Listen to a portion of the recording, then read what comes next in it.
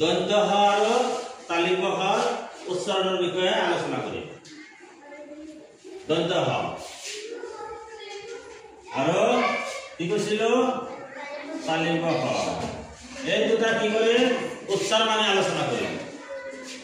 দন্ত হ যদি কোনো শব্দৰ মাজত বহে তেতিয়ালে কি উচ্চাৰণ হ'ব খ। মনত ৰাখিবা দন্ত হ যদি মাজত বহে খ উচ্চাৰণ হ'ব, আৰু যদি শব্দৰ প্ৰথমত বহে হৰ উচ্চাৰণ হ'ব, দন্ত হৰ উচ্চাৰণ হ'ব, হয় নহয়? আৰু যদি মাজত বা শেষত বহে হৰ উচ্চাৰণ হ'ব, যেনেকুৱা অ দন্ত হ ম উচ্চাৰণ কি হ'ব অসম। তাৰ মানে দন্ত হ মাজত বহিলে কি হ'ব হৰ উচ্চাৰণ হ'ব অসম। ঠিক তেনেকুৱা যদি তালিব হ প্ৰথম বহে তেতিয়ালে কি হ'ব হৰ উচ্চাৰণ হ'ব, আৰু যদি মাজত বা শেষত বহে তেতিয়ালে কি হ'ব হৰ উচ্চাৰণ হ'ব। যেনেকুৱা দেখ দেখ বুলি কওঁ, হয় নহয়? হৰ উচ্চাৰণ হৈছে নে নহয়? তাৰপিছত আদেশ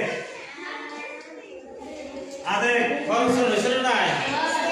এতিয়া যদি এই শব্দটো প্ৰথম বহে তেতিয়া কি হ'ব হৰত হৰত হৰত। প্ৰথম হলে হৰ উচ্চাৰণ হ'ব, আৰু মাজত বহিলে কি হ'ব বা শেষত বহিলে হৰ উচ্চাৰণ হ'ব। মনত থাকিব দন্ত হ আৰু তালিব হ যদি শব্দৰ এটা প্ৰথম বহে তেতিয়া হৰ উচ্চাৰণ হ'ব, আৰু যদি মাজত বহে কি হ'ব হৰ উচ্চাৰণ হ'ব। যাৰ কাৰণে আমি এইটো কি কওঁ অসম। অসম কওঁ নেকি? কি কওঁ অসম।